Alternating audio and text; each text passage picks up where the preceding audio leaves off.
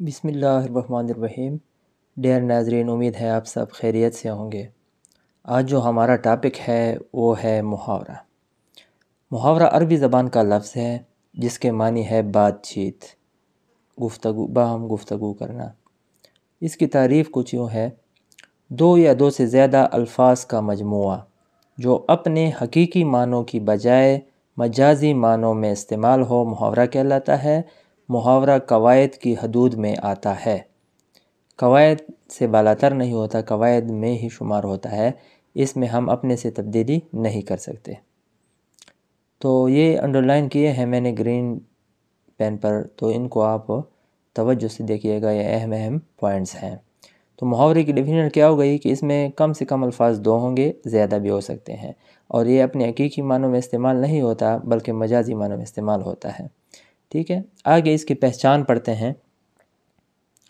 پہچان محاورے کی یہ ہے: محاورے کی پہچان یہ ہے کہ اس میں کم از کم دو اسم موجود ہوتے ہیں، دو ناؤن آتے ہیں۔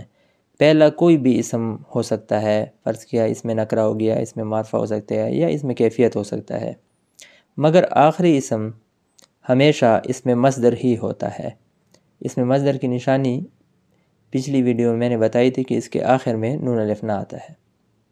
تو دوسرا جو آخری اسم ہوتا ہے وہ اس میں مصدر اس میں آتا ہے، یعنی آخری اسم کے آخر میں نون الف نہ آتا ہے، جیسے غم کھانا، یہ محاورہ ہے، نون الف نہ آخر میں آ رہا ہے۔ یاد رہے محاورے میں دو اسم آتے ہیں، پہلا اسم کبھی تبدیل اس میں نہیں کیا جاتا، نہیں ہو سکتا، اور اس میں جو آخری اسم ہوتا ہے جو کہ اس میں مصدر ہوتا ہے اس میں تبدیلی کی جا سکتی ہے۔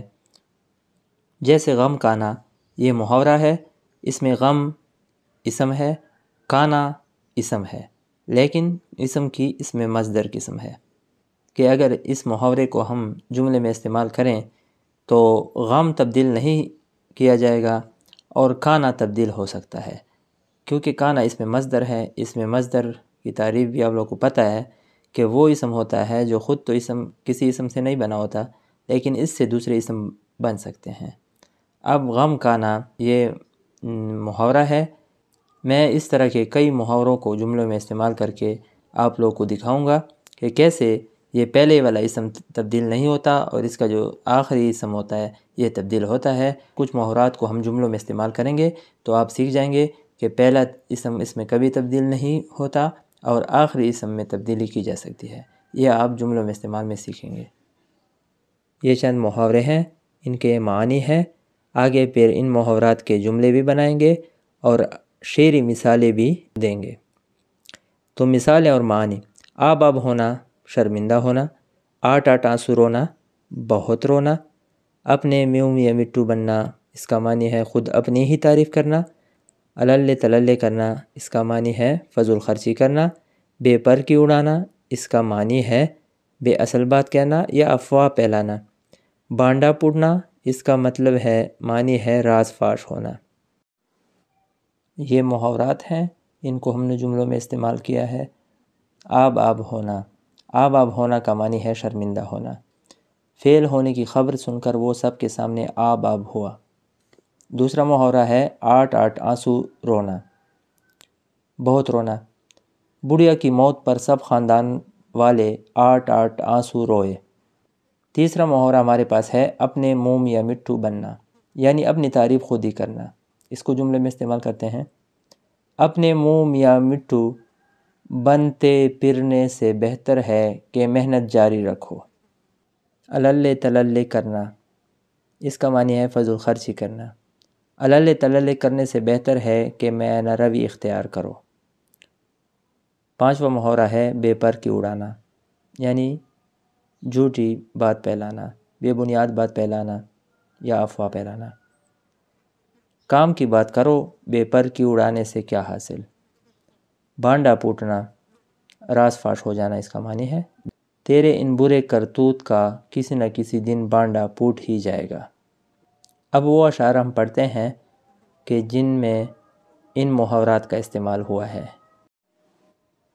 آب آب محاورے کا استعمال شعر میں اس طرح آیا ہے: تم نے جو کہہ دیا میں انہیں جانتا نہیں، تم نے جو کہہ دیا میں انہیں جانتا نہیں، ہم آب آب ہو گئے غیروں کے سامنے۔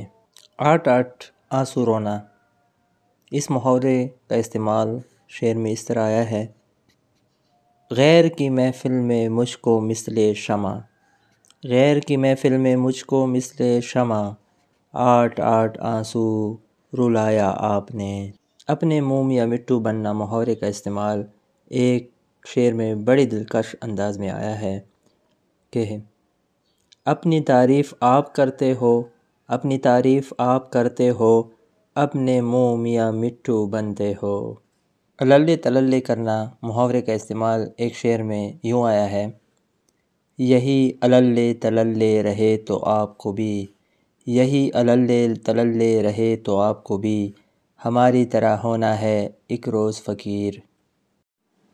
بے پر کی اڑانا محاورے کا استعمال ایک شعر میں یوں آیا ہے: بے پر کی جب اڑاتے ہیں اغیار جھوٹ سچ، بے پر کی جب اڑاتے ہیں اغیار جھوٹ سچ، ہم بھی سنا ہی دیتے ہیں دو چار جھوٹ سچ۔